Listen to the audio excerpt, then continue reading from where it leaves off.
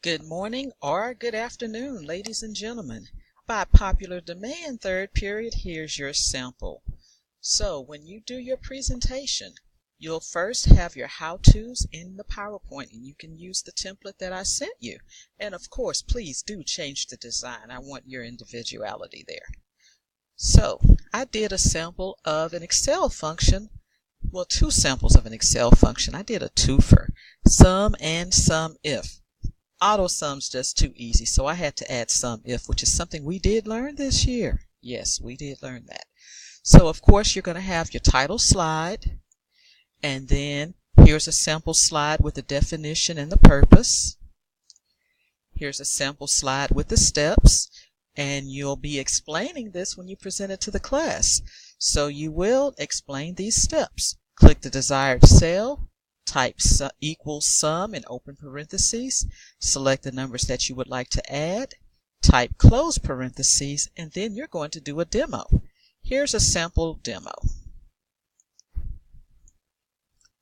Now, ladies and gentlemen, I made this Excel file up, so whatever you do a demo of, you will need to make a very brief file, a sample file, unless you find one on Google. And if you do that, be sure to note the link in the Works Cited page.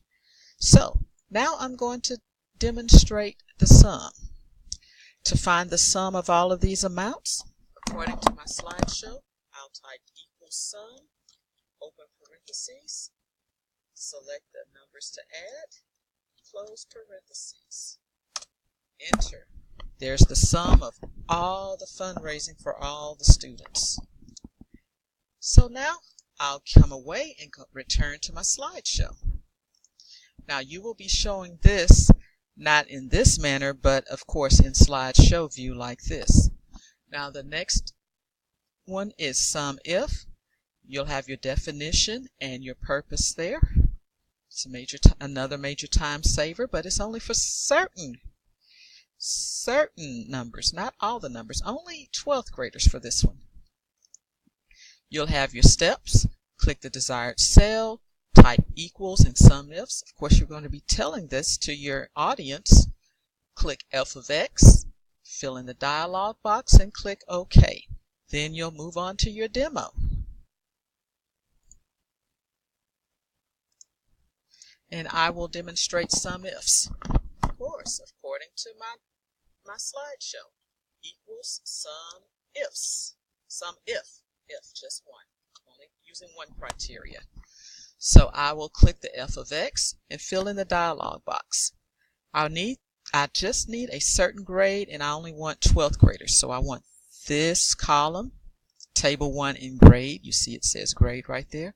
Criteria, I want 12th graders. Sum range, what do I want to add? Here we go. These are the numbers I need to add.